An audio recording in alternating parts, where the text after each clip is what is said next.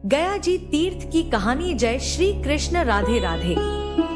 आज की वीडियो में मैं आपको सुनाने जा रही हूँ एक असुर का शरीर कैसे बन गया पितरों की मुक्ति का स्थान, और कहानी उस तीर्थ की जहाँ सीधे वैकुंठ जाती है आत्माएं।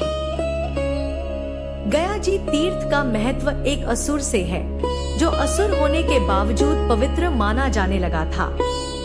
यहाँ भगवान विष्णु के चरण चिन्ह वाले विष्णुपद मंदिर में पितरों का श्राद्ध और पिंडदान करने से आत्माओं को सीधी मुक्ति और वैकुंठ प्राप्त होता है। श्राद्ध पक्ष जारी है। इस दौरान पितरों के लिए पिंडदान तर्पण के साथ उनका श्राद्ध करने की परंपरा है।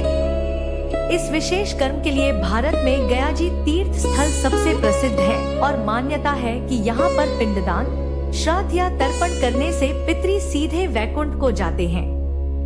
वैकुंठ भगवान विष्णु का निवास माना जाता है और मान्यता है कि अगर जीवात्मा वैकुंठ जाती है तो इसका अर्थ है कि वह जन्म मृत्यु के चक्र से मुक्त हो गई है। इसलिए भारत के पूर्वी राज्य बिहार में स्थित गया जी शहर देश की संस्कृति का भी हिस्सा रहा है। जीवन के 16 संस्कारों में अंत्येष्टि आखिरी संस्कार होता है, लेकिन मानवीय जीवन के संबंध यहाँ खत्म नहीं हो जाते हैं, बल्कि माना जाता है कि पूर्वज पितृ देवता के रूप में स्थापित हो जाते हैं और एक सकारात्मक ऊर्जा के रूप में उनका जुड़ाव अपनी संतानों से बना रहता है। पितृ सिर्फ आत्मा नहीं होते हैं, बल्कि पितृ मित्र भी होते हैं और उनके साथ वंशजों का संबंध वैसा ही स्नेह से भरा होता है जैसा वह आपके साथ जीवित रहते हुए निभाते हैं। श्राद्ध पक्ष की परंपरा संसार में अकेली एक ऐसी संस्कृति है जहां अपनी जड़ों के आखिरी सिरे को भी याद करने, उन्हें श्रद्धांजलि देने और खास तौर पर उन्हें जल पिलाने की परंपरा कायम है। इसे तर्पण कहते हैं। इसी कारण गया शहर को सामान्य लोग बोलचाल में गया जी ही कहा जाता है और इसे सभी तीर्थों और धामों में से सबसे उत्तम माना जाता है। यहाँ पितरों का तर्पण किया जाता है और कहते हैं कि गया तीर्थ में तर्पण करने से मनुष्य अपने 25 पीढ़ी तक के पितरों को मुक्ति दिलाता है। गया तीर्थ की इस महत्ता का कारण है यहाँ स्थित श्री विष्णु पद मंदिर। भगवान विष्णु के चरण कमल की छाप पच्चन वाले इस मंदिर को विष्णुपद मंदिर कहा जाता है। यहाँ एक विशाल शिला पर भगवान विष्णु के चरण चिन्ह अंकित है, इसलिए इसे धर्मशिला के नाम से भी जाना जाता है। ऐसी भी मान्यता है कि पितरों के तर्पण के बाद इस मंदिर में भगवान विष्णु के चरणों के दर्शन करने से दुखों का नाश होता है और पूर्वज पुण्यलोक को प्राप्त करते हैं। श्रद्धालु इन पच्चनों पर लाल चंदन का लेप करते हैं, उसे साक्षी भाव से मस्तक पर लगाते हैं। इस शिला पर गदा, चक्र, शंख आदि अंकित किए जाते हैं।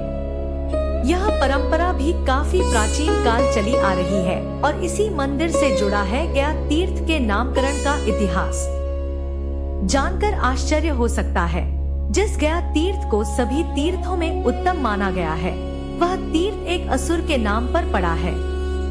वायु पुराण में बड़े ही विस्तार से इसकी कहानी दर्ज है। यह रहस्य देवर्षि नारद ने ब्रह्मा जी के 4 बाल मानसपुत्रों सनकादि ऋषियों से पूछा था।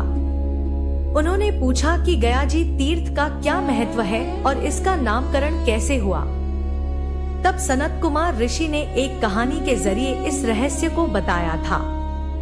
वायु पुराण के गया महात्म्य खंड में इसका विस्तार से वर्णन है। यह कथा श्वेत वाराह कल्प की है। इस दौरान धरती पर पाप सिर्फ अंश भर था और धर्म अपने पूर्ण रूप में मौजूद था। इसी दौरान असुर कुल में एक दैत्य गयासुर हुआ। बड़ा होने पर वह भी अन्य दैत्यों की ही तरह विशालकाय और पर्वताकार हो गया। उसकी विशालता का अंदाजा ऐसे लगा सकते हैं कि उसकी उंगली की मोटाई ही 1.5 योजन थी और उसका सारा शरीर 60 योजन लंबा था। धर्म के प्रभाव से गयासुर कोकाद्री नाम के पर्वत पर कठोर तप करने लगा। कई 100 वर्षों तक बिना विचलित हुए तप करने से त्रिलोक में हाहाकार मच गया।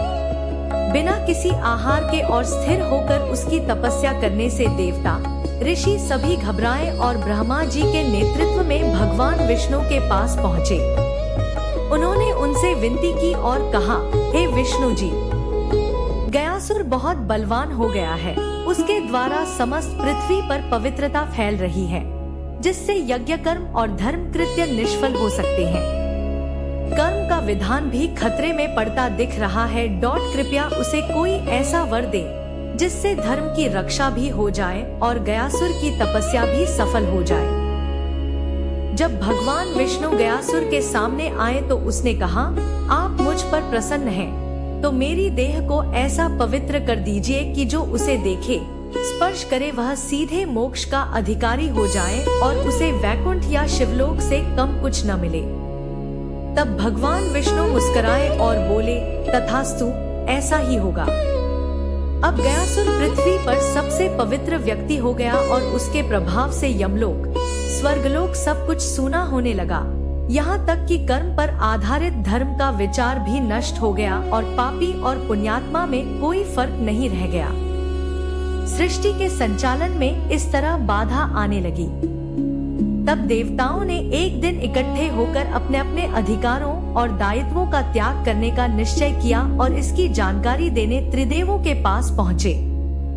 इस पर ब्रह्मा, विष्णु और शिवजी तीनों ने ही देवताओं को इससे रोका। हालांकि देवताओं की चिंता ठीक भी थी, क्योंकि विष्णु जी के वरदान के कारण अधिकार और कर्तव्य पालन की जरूरत ही नहीं पड़ गई थी। गयासुर एक तरीके से कर्म के सिद्धांत को चुनौती दे रहा था।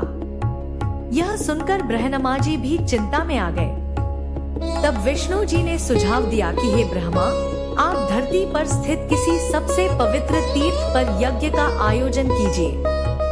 महाविष्णु की आज्ञा से ब्रह्मा जी पृथ्वी पर भ्रमण करने लगे, लेकिन उन्हें धरती पर उन्हें एक भी ऐसा पूर्ण पवित्र स्थान नहीं मिला।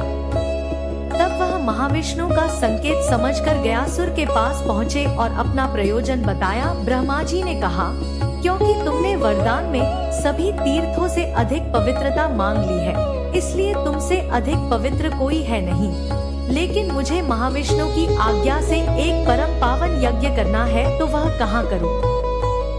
ब्रह्मा जी के इस प्रश्न को सुनकर गयासुर सोच में पड़ गया और फिर बोला कि आपकी बात तो ठीक है, मुझसे पवित्र तो कुछ भी नहीं। बस इसी एक वाक्य से गयासुर के भीतर अहंकार समा गया, क्योंकि अनजाने में ही अहंकार का प्रयोग कर लिया।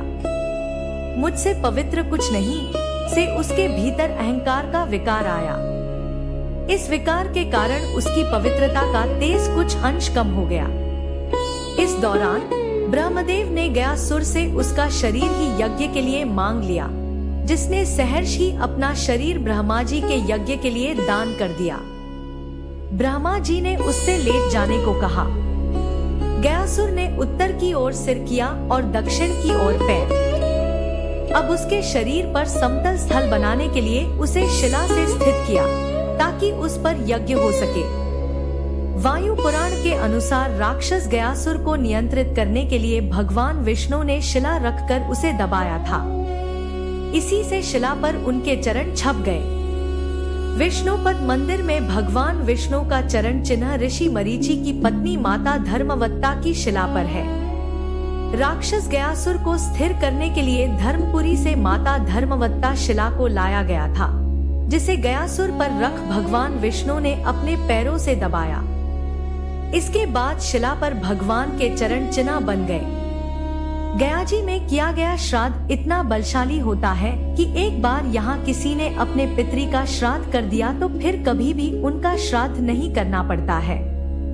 इस स्थान पर तर्पण करने से मृतात्मा को शतयज्ञों 100 यज्ञों का फल मिलता है और गुरु पत्नी गमन जैसे महापातक कठोर पाप भी कट जाते हैं।